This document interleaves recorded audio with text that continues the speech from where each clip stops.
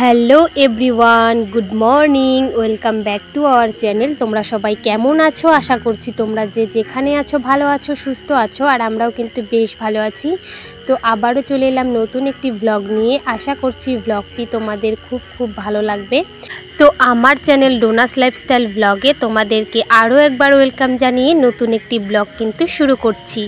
তো আজকে হচ্ছে বৃহস্পতিবার, আর এখন বাজে হচ্ছে সকাল ওই 8টা মতো বেজে গেছে। তো এখান থেকে কিন্তু আজকের ব্লগটা শুরু করছি। তো আমি উঠেছিলাম অনেকক্ষণ আগে, ওই 7টার সময় উঠেছি। অন্যান্য দিন ওই একটু তাড়াতাড়ি ওঠা হয়, আর আজকে বৃষ্টির কারণে কিন্তু আমি দেরি করেই আজকে ঘুম থেকে উঠেছি। ঘুম থেকে উঠেই দেখি যে এই যে আকাশের কি অবস্থা, এখন একটু আর কি পরিষ্কার হয়েছে। আর উঠোনটা একদম এতটাই মানে কি হয়েছে তোমরা দেখতেই পেলে, মনে হয় একদম আছাড় খাবো এরকম একটা ব্যাপার। তো যাই হোক, এইদিকে দেখো আমি কিন্তু বাসি কাজকর্ম সমস্তটাই কমপ্লিট করে নিয়েছি। কমপ্লিট করে কিন্তু এই যে চা বানাতে চলে এসেছি। এইদিকে দেখো, চা বানানোর আগে কিন্তু আমি কিছুটা রুটি আর কি বানিয়ে নিয়েছিলাম। তো রুটি বানিয়ে চাটা কিন্তু করে নিয়েছি, দুধ চা রুটিটা দিয়ে খেয়ে নিলাম, মানে ব্রেকফাস্টটা সেরে নিলাম। তারপর কিন্তু এই যে রান্না বান্নার জন্য চলে এসেছি। আর রান্না কিন্তু ভাত আমি বসিয়ে দিয়েছি। আর এদিকে দেখো, ভাতটাকে বসিয়েই কিন্তু আমি এই যে আজকে ডিম রান্না করব। তো সেই জন্য কিন্তু বড় বড় সাইজের আলু ছিল, সেগুলোকে 2 টুকরো করে নিয়েছি, আর ডিমটাকে তার সাথে সেদ্ধ করে নিয়েছি, মানে ভাতটা নামিয়ে আর কি সেটাকে সিদ্ধ বসিয়ে দিয়েছি। আর এদিকে দেখো, কেটে নিয়েছিলাম পটল, তো সেটাকে কিন্তু ভাজা বসিয়ে দিয়েছি। ভাজা বসিয়ে দিয়ে এই যে আমি কিন্তু এখন মশলাগুলো করে নেব আর কি ডিমের ঝোলের জন্য।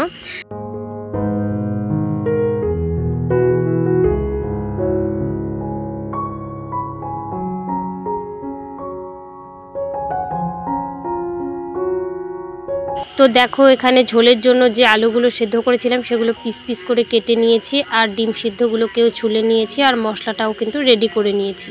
এইদিকে আজকে ডিমের ঝোল রান্না করব, আর এক একজনের এক একটা বায়না, কেউ সেদ্ধ ডিম দিয়ে ডিমের ঝোল খাবে, কেউ আবার অমলেট করে ঝোল খাবে। তো যাই হোক, এখানে দেখো আমি কিন্তু ডিমটা ভেজে নেওয়ার জন্য পেঁয়াজ কেটে নিয়েছিলাম। তো এই যে ডিম ভাজাটা এখন বসিয়ে দিয়েছি।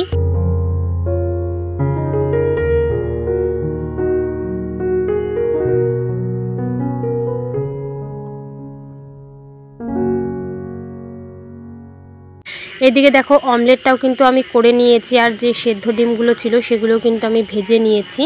তো ভেজে এদিকে দেখো, ডিমের ঝোলের জন্য প্রথমে জিরে ফোড়ন দিয়ে আলুগুলোকে দিয়ে দিলাম, আর এখন নুন আর হলুদটা দিয়ে একটু কষিয়ে নিলাম। তারপর দিয়ে দিয়েছি পেঁয়াজ আর রসুন বাটা, লঙ্কা বাটা, আর আদা আর জিরে বাটাটা দিয়ে ভালো করে একটু কষিয়ে নিলাম। কষিয়ে এই যে জল দিয়ে দিয়েছি। তো জল দিয়ে কিছুক্ষণ ফুটিয়ে এই যে ভেজে রাখা ডিমগুলোকে এখন দিয়ে দিব। আমার না ওই হালকা পাতলা ডিমের ঝোলটাই বেশি ভালো লাগে। আমার খুব একটা ভারী মশলা খাবার আমি খেতে পারি না। যে কোনো খাবারই আমার হালকা মশলা দিয়ে করলেই আমার বেশি ভালো লাগে।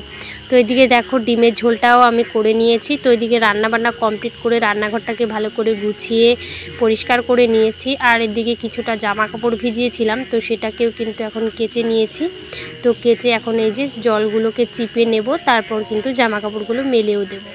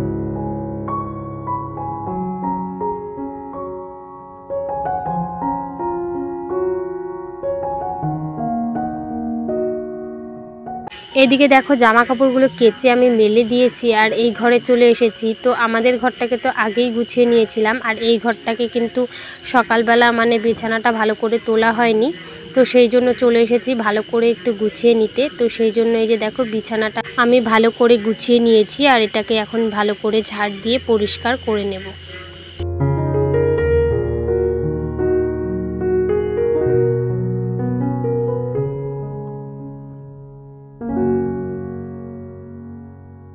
এদিকে দেখো শোকেসটাকে কয়েকদিন থেকে আর কি মানে ধুলো ধুলো পড়েছে, তো সেটাকে আর কি মোছা হচ্ছিল না।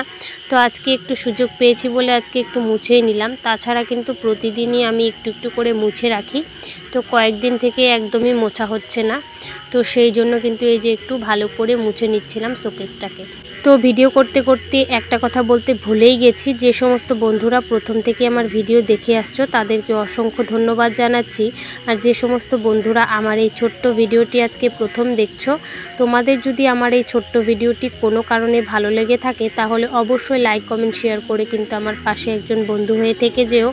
তো যাই হোক, এদিকে দেখো শোকেসটাকে প্রায় মুছে নিয়েছি, আর এই ঘরটাকে ভালো করে কিন্তু ঝেড়ে ঝুড়ে পরিষ্কার করে ঝাড় দিয়ে নিয়েছি।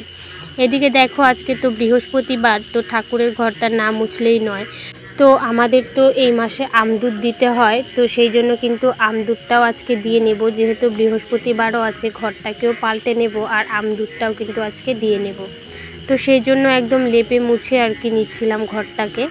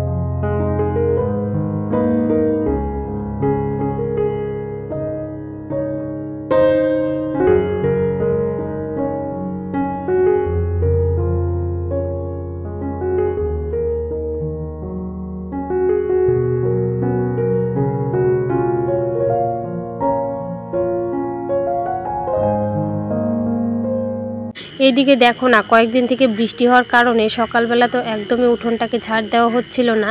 তো সেই জন্য আর কি বিকেলবেলাতেই যখন উঠোনটা শুকিয়ে যায় তখনই কিন্তু একবারে ঝাড় দিয়ে স্নান করে নিতে পারি। তো এইদিকে কিন্তু একটা ছুটি পেয়ে গেছি যে সকালবেলা উঠোনটা ঝাড় না দিলেও চলে। তো যাই হোক, এদিকে দেখো উঠোনটাকে ঝাড় দিয়ে নিয়েছি, আর এদিকে কিন্তু আমি স্নানটাও করে নিয়েছি। স্নান করে চলে এসেছি পুজো দিতে। তো যেহেতু আর কি তাড়াহুড়ো করে স্নানটা করেছি আর অনেকটাই বেলা হয়ে গিয়েছিল, তো সেই জন্য এই যে বললামই আজকে বৃহস্পতিবার ঘরটাকে চেঞ্জ করব, তো ঘরটাকে রেডি করে নিচ্ছিলাম। আর এদিকে দেখো ঠাকুরের আসনটাকে কিন্তু ভালো করে আমি সাজিয়ে নিয়েছি, প্রদীপটাও জেলে নিয়েছি।